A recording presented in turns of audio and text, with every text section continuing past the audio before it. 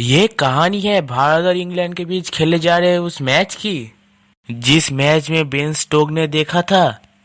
धोनी का तांडव और युवराज सिंह का वो विस्फोट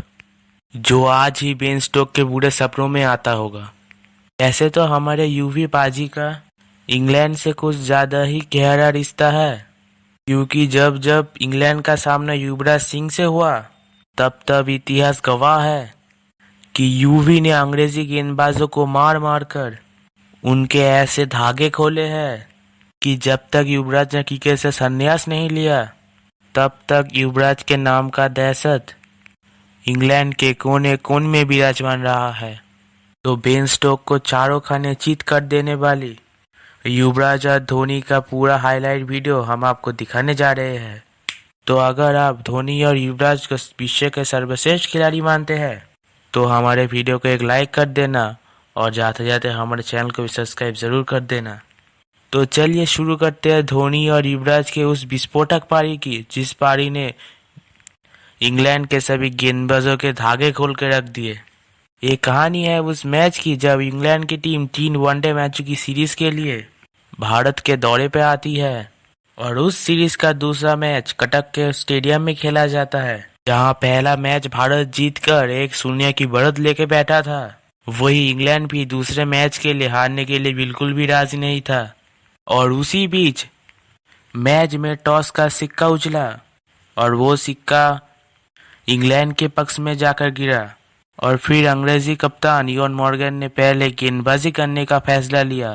और फिर शिखर धवन के साथ केएल राहुल ने मिलकर भारतीय पारी का आगाज किया,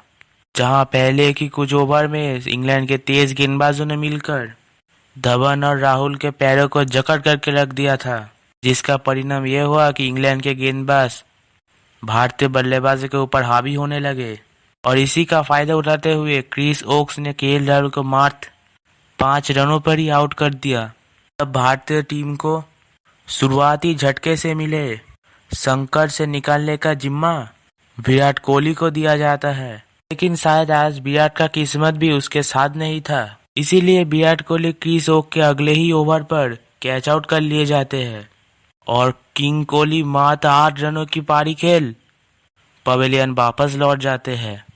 बैक टू बैक 2 विकेट खोकर भारतीय टीम दबाव में आ चुकी थी, लेकिन ये दबाव तब और भी बढ़ जाता है जब अगले ही ओवर में शिखर धवन भी 11 रन बना के आउट हो जाते हैं और महज 25 रनों के अंदर में ही भारतीय टीम में अपने 3 बल्लेबाजों को खो दिया था। लेकिन टीम इंडिया का इस मुश्किल सी घड़ी में एक छोर को कप्तान महेंद्र सिंह धोनी ने संभाला तो दूसरी छोर पर धोनी का साथ देने आए थे युवराज सिंह। और जब मैदान में धोनी और युवराज की जोड़ी हो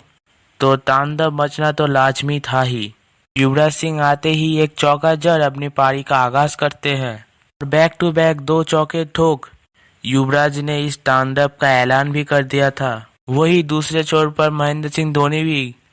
अंग्रेजी गेंदबाजों के ऊपर प्रहार करते हुए एक शानदार चौका जड़ दिया और फिर शुरू हो जाता है दोनों छोरों से ताबड़तोड़ बल्लेबाजी का खेल, जहां युवराज और धोनी ने मिलकर बाउंड्री की छड़ी लगाना स्टार्ट कर दिया था और देखते ही देखते युवराज ने अपना अर्धशतक भी पूरा कर दिया था। इंग्लैंड के गेंदबाजों के लिए अब समस्या ये थी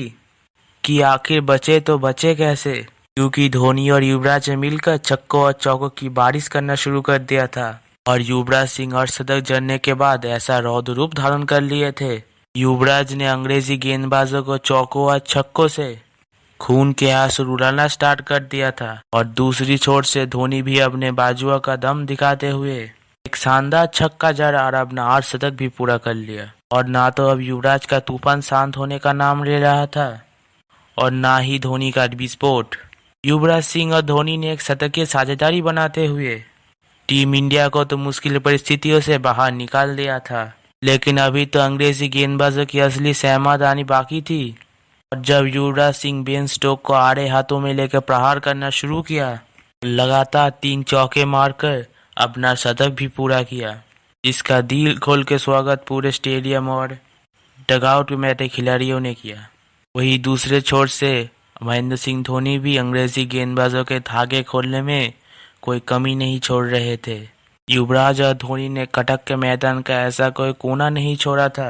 जो इनके दंदनाते शॉट से अछूता हो, और इनकी बल्लेबाजी को देखकर ऐसा लग रहा था